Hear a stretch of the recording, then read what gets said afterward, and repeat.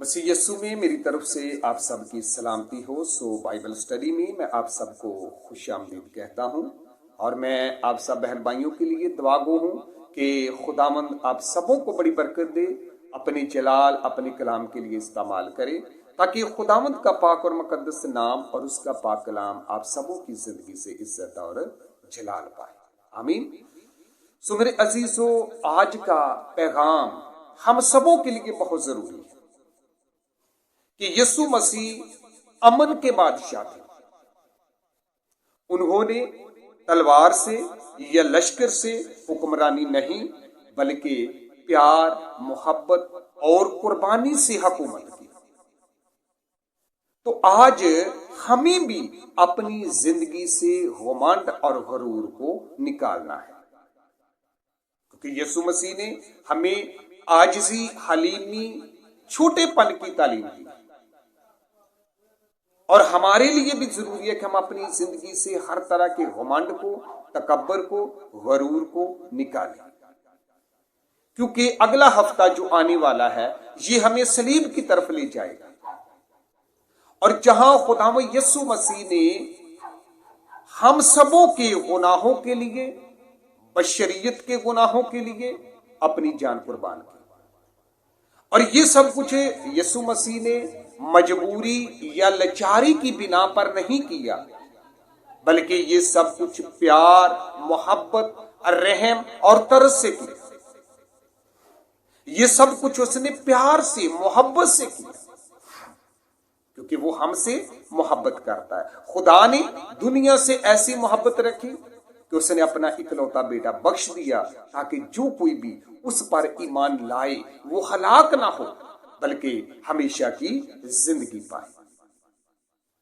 और बेटे ने दुनिया से ऐसी मोहब्बत रखी कि उसने अपनी जान कुर्बान कर दी। गुनाह किसके थे? क्या यीशु ने गुनाह किया था? क्या यीशु गुनहगार था?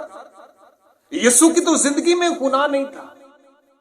वो उठते बैठते चलते फिरते कोई गुनाह नहीं करता था। वो तो पाक था, वो तो पौकीज़ा था। तो गुनाह तो बशरियत के थे, इंसानियत के थे, हमारे गुनाह थे, जिसकी वजह से उसने अपनी जान कुर्बान की। अपने आप को उसने सलीबी मौत के हवाले कर दिया, अपनी जान का उसने फिदिया दिया। तो ये मोहब्बत नहीं तो और क्या है? हकीकी मोहब्बत यही है जो उसने जहां से हम सबों से करके दिखाई।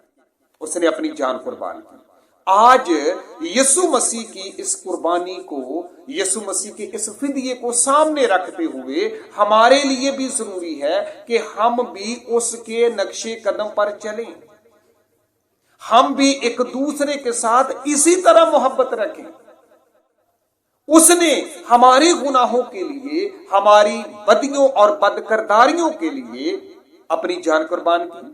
उसने हमें निजात दी, उसने हमें रिहाई दी, उसने हमें खलासी और हमें इन गुनाहों के चुंगलों से आजाद किया।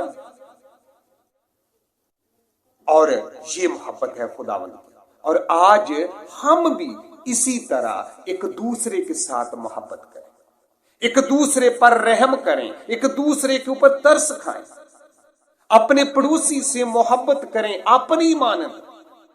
जिस तरह खुदावन ने आपसे मोहब्बत की, जिस तरह खुदावन ने आपके लिए अपनी जान का फिदिया दिया, अपनी जान का नजराना उसने पेश किया, इसी तरह हमारे लिए भी जरूरी है कि हम भी एक दूसरे के साथ इसी तरह मोहब्बत करें, एक दूसरे को माफ करें, एक दूसरे के ऊपर रहम करें।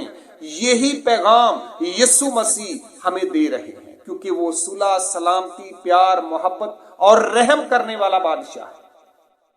वो रूहानी बादशाह है और वो हमें निजात देने वाला बादशाह है।